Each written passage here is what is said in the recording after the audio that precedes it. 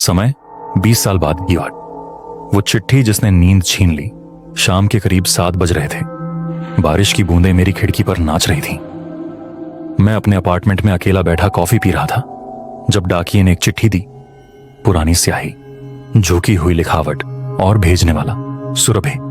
रघु, वो वापस आ गया है। इस बार वो नाम से पुकारता है। और माधव, वो जिंदा है, लेकिन कुछ है उसके साथ, कुछ जो इंसानी नहीं। मेरे हाथ कांप गए। माधव, जो 20 साल पहले गायब हो गया था, अब अचानक वापस। मेरी नींद उड़ गई उस रात।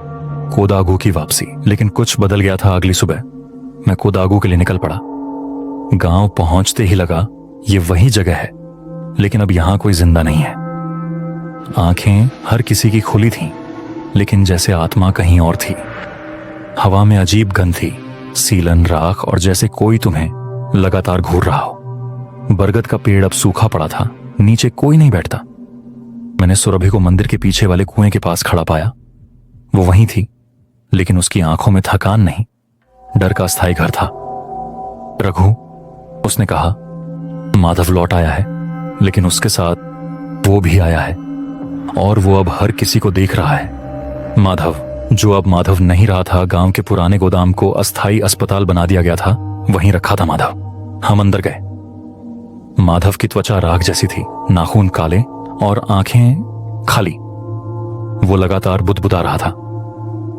हवा में वो है, परछाई उसकी सांसें हैं। मैंने उससे पूछा, माधव, क्या तुम मुझे पहचानते हो? उसने धीमे से कहा, रघु, भाग, तू अब उसका अगला है। और तभी दीवार पर एक परछाई हिली, बिना किसी शरीर के। अभी तो नाम जो आत्मा चीर देता है। मैंने गांव के सबसे बूढ़े आदमी शंकरन स्वामी से बात की। वो आजकल सिर्फ खामोशी से पत्तियों को देखता था, लेकिन मेरा नाम सुनते ही उसके चेहरे पर डर तैर गया। अभी तो उसने फुसफुसाया, वो आत्मा नहीं है रघु, वो एक विल है जो शरीर की परछाई से जीता है। जिसे वो चुन लेता है, उसकी परछाई अलग जीने लगती है। वो पहले दामोदर का बेटा बना, फिर माधव, अब तू। उसे कैसे रोका जा सकता है? मैंने पूछा। तू उसे पहचान ही नहीं सकता, क्योंकि अब वो तेरे ही जैसे दिखता है। आईना, परछाई की असली कब्रगाह सुरभि, और मैं उस खंडहर घर गए जहां सब शुरू हुआ था। अंधेरा वैसा ही था, गाढ़ा, सांस लेता हुआ अंधकार। घर के बीचों बीच हमने एक बड़ा आईना रखा, और जैसे ही घड़ी 3 बजे की हुई, दरवाजा अपने आप बंद हो गया। रघु, सुरभि कांपती आवाज में बोली, हम यहां अकेले नहीं हैं। आईने में देखा, मेरी परछाई मेरी हरकतों से आधी सेकंड पीछे थी। फिर अचानक वो मुस्कुराई, जबकि मैं नहीं मुस्कुराया। साया अब मेरे अंदर घुसने की कोशिश कर रहा था। परछाई की लड़ाई, घर की दीवारें दरकने लगीं। छत से स्याह धुआं उतरने लगा। परछाई दीवारों से निकलकर जमीन पर रेंगने लगी।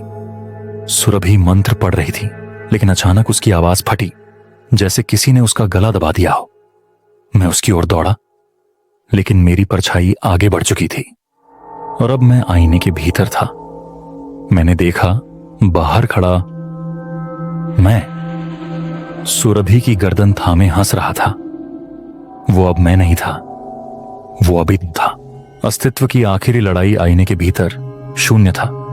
हर ओर मेरी परछाइयों की परछाइयां थीं। एक परछाई मेरे पास आई, उसकी आंखें थी ही नहीं, लेकिन आवाज थी मेरी। तू अब मैं बन गया है। बाहर वाली दुनिया में अब तू नहीं, मैं रहूंगा।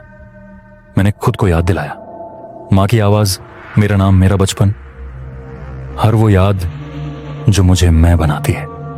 फिर जोर से चिल्लाया,